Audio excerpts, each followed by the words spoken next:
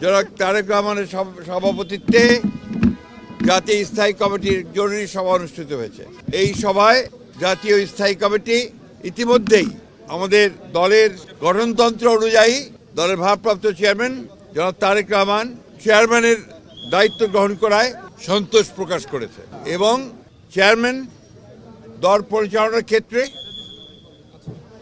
যেন সফল হতে পারেন সেই জন্য সবাই দোয়া করেছে। নির্বাচন কমিশনের অনুরোধে বাংলাদেশ জাতীয়তাবাদী দলের চেয়ারম্যান জনাব তারেক রহমান আগামী 11 জানুয়ারি 2026 থেকে জাতীয় নেতা মৌলানা আব্দুল হামিদ খান ভাসানী ও 2024-এর ছাত্রগণ অভ্যুত্থানে শহীদ আবু সাইদ সহ অন্যান্য শহীদদের প্রতি শ্রদ্ধা জানানোর জন্য তাদের কবর জিয়ারত এবং কিছু পারিবারিক দায়িত্ব পালনের জন্য দেশের উত্তরাঞ্চলের কয়েকটি জেলা সফর করবেন বলে সিদ্ধান্ত নেওয়া হয়েছিল। এ ব্যাপারে নির্বাচন কমিশনের অনুরোধে বাংলাদেশ জাতীয় দলের চেয়ারম্যানের এই সফর স্থগিত ঘোষণা করা হয়েছে। আপনারা সবাই খবরটা খুব ভালো করে জানেন যে দেশের যে নির্বাচন আগামী ফেব্রুয়ারি মাসের 12 থেকে অনুষ্ঠিত হতে যাচ্ছে, সেই নির্বাচনকে বিভিন্নভাবে প্রশ্নবিদ্ধ করার জন্য, বানচাল করার জন্য একটা মহল বিভিন্নভাবে চক্রান্ত করছে। তারা ইতিমধ্যেই আপনি জানেন যে উসমান হাদিকে গুলি করে হত্যা করা হয়েছে। একইভাবে বিভিন্ন জায়গায় রাজনৈতিক দলের নেতৃবৃন্দকে, বিশেষ করে বিএনপির অনেক কয়েকজন নেতৃবৃন্দকে গুলি করা হয়েছে এবং তারা শহীদ হয়েছেন।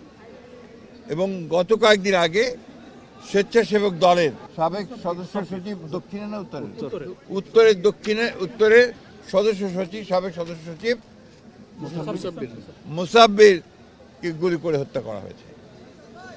আমরা ইতিমধ্যেই এর তীব্র নিন্দা জানিয়েছি, ক্ষোভ প্রকাশ করেছি এবং অবিলম্বে হত্যাকারীদেরকে গ্রেফতার করে আইনের আওতায় আনার দাবি জানিয়েছি।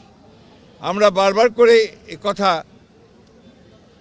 সরকারকে এবং নির্বাচন কমিশনকে জানিয়েছি, জানাতে চাই আবারও, যে এই ধরনের হত্যাকাণ্ড ঘটতে থাকলে এই দেশে নির্বাচনের পরিবেশ বিনষ্ট হবে এবং নির্বাচনের পরিবেশ যেন বিনষ্ট না হয় তার জন্য সকল প্রকার উদ্যোগ গ্রহণ করার জন্য, সক্রিয় কার্য প্রক্রিয়া নেওয়ার জন্য আমরা আবারও সরকার এবং নির্বাচন কমিশনকে আহ্বান জানাচ্ছি।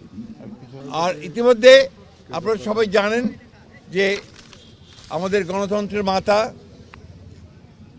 অবিসংবাদী নেত্রী এবং আমাদের আপসী নেত্রী দেশনেত্রী বেগম খালেদা জিয়ার ইন্তেকালের পরে তার জানাজায় যে শরণার্থীর কালের বৃহত্তম জানাজা অনুষ্ঠিত হয়েছিল এবং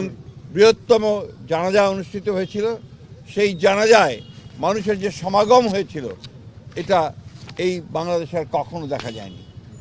আমরা যারা স্বতঃস্ফূর্তভাবে সবাই এই জানাজায় অংশ নিয়েছিলেন, আমরা দলের পক্ষ থেকে সমস্ত জনগণকে আমরা আন্তরিকভাবে কৃতজ্ঞতা এবং ধন্যবাদ জানাচ্ছি।